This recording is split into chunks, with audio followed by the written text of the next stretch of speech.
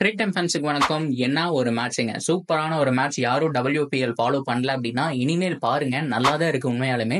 So போன வருஷத்தை compare பண்ணும்போது இந்த வருஷம் எக்கச்சக்க ஆடியன்ஸ், நல்ல கேம் பிளே, ஏகப்பட்ட பிளேயர்ஸ் எடுத்திருக்காங்க. ஒவ்வொரு டீமும் நல்லா பார்த்து பண்ணிட்டு இருக்காங்கன்னு சொன்னோம். ஜிஜி மட்டும் கொஞ்சம் போரான பெர்ஃபார்மன்ஸ் இந்த வருஷம் இருக்கு. மேபி நெக்ஸ்ட் இயர் அதை சேஞ்ச் பண்ணிக்குவாங்க. இந்த வருஷம் கொஞ்சம் கஷ்டம் தான் குவாலிஃபை ஆகுறது. அந்த டாப் 3க்கான அடிதடி அப்படிங்கறதாங்க நடந்துட்டு இருக்கு. ஸோ மேட்ச்ல என்ன நடந்துச்சு, RCB என்ன மாதிரியான ஒரு வெற்றியை ஹோம்ல பதிவு செஞ்சிருக்காங்க. ஸோ இதை தாண்டி RCB குவாலிஃபை ஆயிட்டாங்களா, ஸோ ஃபைனல் போயிட்டாங்களா, செமி போறதுக்கான சான்ஸ் இருக்கா அப்படிங்கறது எல்லாத்தையும் கம்ப்ளீட்டா இந்த வீடியோல பார்த்து தெரிஞ்சுக்கலாம். அதுக்கு முன்னாடி ஃபர்ஸ்ட் டைம் சேனலுக்கு வரீங்கன்னா மறக்காம சப்ஸ்கிரைப் பண்ணி சப்போர்ட் பண்ணுங்க. அப்போ அப்டேட் எல்லாமே எங்களை வந்து சேரும். சரி வாங்க வீடியோக்குள்ள போகலாம்.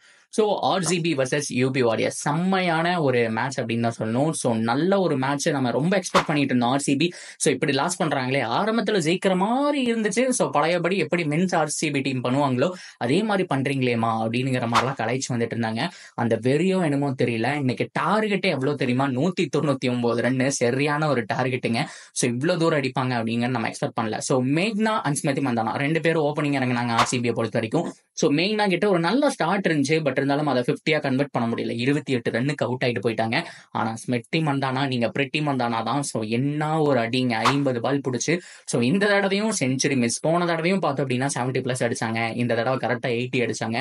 ஸோ பொறுமையா ஆட மாட்டேறாங்க அப்படிங்கிற ஒரு வருத்தம் தான். ஸோ நல்ல இன்னிங்ஸ் தான், அதுல மாற்றமே கிடையாது. 80 ரன் அப்படிங்கிறது மேசிவ். இருந்தாலும் 100 கன்வெர்ட் பண்ணியிருந்தாங்கன்னா வேற மாதிரி இருந்திருக்கும். ஸோ அந்த இடத்துல கொஞ்சம் அவசரப்பட்டாங்க அப்படின்னு சொல்லணும். ஸோ எனிவே மேசிவான ஒரு இன்னிங்ஸுங்க. 3 6 10 4 80 ரன்ங்கிறது சாதாரண விஷயம் இல்ல. 50 பால் பக்கம் பிடிச்சி செம்மையா ஆடி கொடுத்தாங்க. அவங்க செட் பண்ண அந்த பிளாட்ஃபார்ம் தான் 11 ஓவர் 12 ஓவர் முடிவுல 120-25 இருந்துச்சு. ஸோ அதுக்கப்புறம் டேக் ஆன் பண்ணி கொண்டு போனது யாரு அப்படின்னு கேட்டீங்கன்னா வேற யாருமே கிடையாது, நம்மளுடைய எல்லிஸ் பெரி. ஆல்ரவுண்டர் அப்படிங்கிற பேருக்கு இவங்க தான் உதாரணம். அது நான் ஏன் அப்படிங்கறத நான் அந்த வீடியோவோட கடைசியில் சொல்றேன். ஏன் ஃபீல்டிங்ல ஒரு சம்பவம் பண்ணாங்க, பாக்குறதுக்கே நெகிழ்ச்சியா இருந்தது அப்படின்னு தான் சொல்லணும்.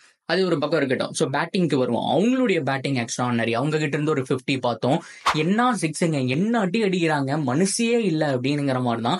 ஸோ பொம்பளை மேட்ச்வல் அப்படிங்கிற மாதிரி சொல்லிட்டு இருந்தாங்க. சரியான அடிங்க போட்டு பிரிச்சுட்டாங்க. கார் கண்ணாடியை உடைச்சதெல்லாம் உண்மையாலுமே மேட்ச். யாரோ பார்க்கலைன்னா ஹைலைட்ஸ் பாருங்க, எல்லாருமே சிரிப்பாங்க. வெளியில் இருக்கக்கூடிய விமன்ஸ் எல்லாருமே தலையில கை வச்சுட்டாங்க. நீ எல்லாம் மனுஷியாமா அப்படிங்கிற மாதிரி காட்டடி அடிச்ச ஒவ்வொரு சிக்ஸும் பார்த்தோம் அப்படின்னா வேற லெவல் இருந்துச்சுங்க. எல்லிஸ் பெரி உண்மையாலுமே பெஸ்ட் ஆல்ரவுண்டர். இந்த ஏஜ்லயும் பார்த்தோம் அப்படின்னா எல்லா டீமும் அவங்களுக்கு போட்டி போடுறதுக்கு காரணம், RCB ரிட்டைன் பண்ணதுக்கு காரணம் அதான். போன வருஷம் பெரிய பர்ஃபார்மன்ஸ் இல்ல, ஆனா இந்த தடவை பவுலிங், பேட்டிங், ஃபீல்டிங் சொல்லிட்டு எல்லாத்துலயுமே கலக்கிட்டு இருக்காங்க. ஸோ அதுக்கப்புறம் பார்த்தோம் அப்படின்னா 20 ரன் ஒருத்தவங்க அடிச்சு கொடுத்தாங்க. ஸோ ஃபைனலா பார்த்தோம் அப்படின்னா 198 அப்படிங்கிற மாதிரி ஃபினிஷ் பண்ணாங்க. 199 மேசிவான ஒரு டார்கெட்டையும் ஃபிக்ஸ் பண்ணாங்கிறதுல எந்த விதமான மாற்றமும் கிடையாது. ஆனா அதுக்கு தகுந்த மாதிரி யூபி சாதாரண ஒரு டீம் கிடையாதுங்க. செம்மையான ஒரு டீம். ஜி ஹாரிஸ், அது மட்டும் இல்லாம ஏகப்பட்ட பேர் இருக்காங்க. பெஸ்ட் பேட் உமன்ஸ் அப்படின்னு தான் சொல்லணும். ஸோ அந்த அளவுக்கு பார்த்தோம் அப்படின்னா வேற மாதிரியான லைனப் அப்படின்னு இருந்துச்சு. ஆனா ஜி ஹாரிஸ் ஏகப்பட்ட பிளேயர்ஸை செட்டில் ஆக்க முடியாம எடுத்தாங்க. அண்ட் கேப்டன் ஹெய்லி, ஸோ கண்டிப்பா அவங்க மேல மிகப்பெரிய கண்ணே இருந்துச்சு. ஸோ அவங்கள மட்டும் விக்கெட் எடுத்துட்டா போதுங்கிற மாதிரி இருந்தாங்க. ஆனா யூபி வாரியர்ஸ் 145 இருந்தாங்க. ஆல்மோஸ்ட் வந்துட்டு 14 ஓவர் முடியல. ஸோ ரன் பால் ஒரு ஓவருக்கு 10 ரன்னுங்கிற மாதிரி அடிச்சுட்டு இருந்தாங்க. ஆனா அந்த இடத்துல ஒரு மிகப்பெரிய திருப்பு முனையே ஹெய்லி விக்கெட்டை தூக்கினதான். சரியான ஒரு விக்கெட்டுங்க. ஸோ வந்துட்டு ஸ்டம்பிட் முறையில் வந்துட்டு அவுட் ஆயிட்டாங்க. அதுக்கப்புறம் விக்கெட் சரியா ஆரம்பிச்சிருச்சு. ஸோ யாருனாலே ஃபினிஷ் பண்ண முடியல. ஸோ 175 ரன் அப்படிங்கிற மாதிரி தான் அடிச்சாங்க. 23 ரன் வித்தியாசத்துல வந்துட்டு RCB மேசிவான ஒரு வெற்றியை பதிவு செஞ்சிருக்காங்க. ஸோ இதன் மூலியமா அவங்களுடைய பாயிண்ட் டேபிள் பார்த்தோம் அப்படின்னா மேல போயிட்டாங்க. அந்த டாப் 3 பிடிக்கணும், அதுதான் மிகப்பெரிய விஷயமே. வேற லெவல்ல டாப்பில் இருக்காங்கன்னு சொன்னோம். ஸோ RCBல அவங்க விளையாடுற கடைசி கேம் அப்படின்னு நான் நினைக்கிறேன். இதுக்கப்புறம் டெல்லிக்கு மூவ் ஆன் ஆகுறாங்க. அதாவது மென்ஸ் IPL எப்படி இருக்கும்னா ஹோம் அப்படின்னு சொல்லிட்டு பஸ் இதெல்லாம் இருக்கும் இல்லையா. ஸோ இவங்களை பொறுத்த வரைக்கும் இன்னும் அந்த ரேஞ்ச் இவங்க இன்னும் மூவ் ஆகல. இன்னும் 1 வருஷம் 2 வருஷம் போச்சு அப்படின்னா இன்னும் எக்ஸ்ட்ரா டீம்ஸ் எல்லாம் வரும்போது இது பண்ணுவாங்க. இப்போதைக்கு பெங்களூர்ல மேக்ஸிமம் கேம் நடந்துருந்துச்சு. அப்படியே கட் பண்ணிட்டு இனி எல்லா பக்கமும் பார்த்தோம் அப்படின்னா டெல்லி போக ஆரம்பிச்சிடறாங்க. ஸோ டெல்லியில தான் மீதி எல்லா கேமுமே நடக்கும்.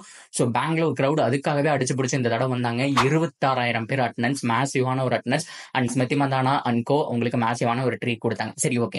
அது மட்டும் இல்லாம நான் வந்துட்டு சொல்லியிருந்தேன் இல்லையா, பெரிய என்ன பண்ணாங்க அப்படின்னு சொல்லிட்டு ஃபீல்டிங்ல லாங் ஆஃபுக்கு நடுவுல ஒத்தாளா நின்று ஓடி ஒவ்வொரு பாலையும் எடுத்து கடைசி ஓவர் போடும்போது பக்கத்துல வந்து கொடுத்துட்டு போனாங்க. ஸோ அட்வைஸ் பண்ணிட்டு போனாங்க. என்ன ஒரு ஸ்பிரிட், என்ன ஒரு ஸ்டாமினா அவங்களுக்கு இருக்கு. அங்கிருந்து ஓடி வரணும், லெஃப்ட் ஹேண்டருக்கு மறுபடியும் இந்த சைடு வரணும், ரைட் ஹேண்டருக்கு இந்த சைடு வரணும். நான் ஒரு ஃபீல்டர் இந்த இடத்துல பாத்துக்கிறேன், மத்த எல்லாத்தையும் உள்ள சர்க்கிள்குள்ள நிப்பாட்டு வந்தனா அப்படிங்கிற மாதிரி ஸ்மித்துக்கு அட்வைஸ் பண்ணிட்டு அவங்க ஒருத்தவங்களே பார்த்தோம் அப்படின்னா ஓடிக்கிட்டே இருந்தாங்க. சரியான ஒரு எனர்ஜிங்க. அதனாலதான் அவங்க ஆல்ரவுண்டர்ங்கிற மாதிரி அபினவ் முகந்த் கூட வந்துட்டு கமெண்ட்ரியில சொல்லியிருந்தாரு. செம்மையான ஒரு ஸ்போர்ட்ஸ் அப்படின்னு தான் சொல்லணும். அவங்க கிட்ட இருந்து அந்த நல்ல ஒரு வெளிப்பாடுங்கிறது இருந்துச்சு. யங்ஸ்டர்ஸ் எல்லாருமே பார்த்து வியந்தாங்க. அடிச்ச சிக்ஸ்லயும் பார்த்தோம் அப்படின்னா தலையில கை வச்சுட்டாங்க.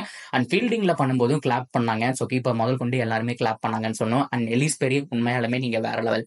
அண்ட் ஃபைனலா போஸ்ட் மேட்ச் பிரசன்டேஷன்ல ஸ்மிருதி மந்தனா என்ன சொன்னாங்க அப்படின்னா, ஸோ ஆல்ரெடி சொன்ன மாதிரி தான் எங்க டீம் கோச்சஸ் அது மட்டும் இல்லாம லெஜண்ட்ஸ் உடைய அட்வைஸ். லெஜண்ட்ஸ்னா வேற யாரும் கிடையாதுங்க, ஏபி வில்லியர்ஸ், நம்மளுடைய விராட் கோலி. ஸோ இவங்க எல்லாருக்கிட்டையுமே அட்வைஸ் அப்படிங்கிறது வந்துச்சு. ஸோ இந்த சீசனுக்கு முன்னாடியும் விராட் கோலி சொல்லியிருந்தாரு. அதைத்தான் வந்துட்டு ஸ்மிருதி மந்தனா சொல்றாங்க. அவங்க சொன்ன ஒரு விஷயம் தான், ஸோ வந்துட்டு கிரௌடுக்காக ஏதாவது பண்ணுங்க. ஸோ அவ்வளவுதான், மற்றபடி நீங்க எதுவும் யோசிக்காதீங்க. ஆன் டேல கேம் எப்படி பெர்ஃபார்ம் பண்ண போறோம் அதெல்லாம் இல்ல. கிரௌடு வந்திருக்காங்களா அவங்களை சாட்டிஸ்ஃபை பண்ணணும். ஸோ இவ்வளவு பேர் வந்திருக்காங்க, இவங்களை வந்துட்டு திருப்திப்படுத்தணும்னு நினைச்சோம். ஸோ அதனாலதான் எங்களால் வந்துட்டு ஒரு நல்ல டோட்டலை வந்துட்டு போஸ்ட் பண்ண முடிஞ்சு. அண்ட் பவுலிங்லயும் பார்த்தோம் அப்படின்னா நாங்க பிரேக்ல வந்துட்டு நிறைய பேசணும். ஆல்மோஸ்ட் வந்துட்டு யூபி ஜெயிக்கிற ஸ்டேஜ்ல இருந்தாங்க. இருந்தாலும் நிறைய பேசணும். நம்ம தான் ஜெயிப்போம் அப்படிங்கிற கான்பிடென்ட்டோட இருந்தோம். ஸோ அதே மாதிரி ஜெயிச்சிட்டோம் அப்படிங்கிற மாதிரி ஆரஞ்சு கேப் ஹோல்டரா இருக்கிறாங்க ஸ்மிருதி மந்தானா. பயங்கரமான ஒரு அடி. அது மட்டும் இல்லாம ஸோ விராட் கோலியும் புகழ்ந்து பேசியிருக்காங்க. ஸோ இதை தொடர்ந்து பாயிண்ட் டேபிள் ஒரு நல்ல முன்னேற்றம். மீதி இருக்கக்கூடிய ஒரு சில கேமையும் வின் பண்ணிட்டாங்க அப்படின்னா அட்லீஸ்ட் ஒரு 2 கேம்ஸ் பக்கம் வின் பண்றாங்க அப்படிங்கிற பட்சத்தில் தாராளமா குவாலிஃபை ஆயிடுவாங்க. ஸோ குவாலிஃபை ஆகிற ஸ்டேஜ் தாங்க. ஸோ மற்ற எல்லா டீமோட பவர்ஃபுல்லா இருக்காங்க.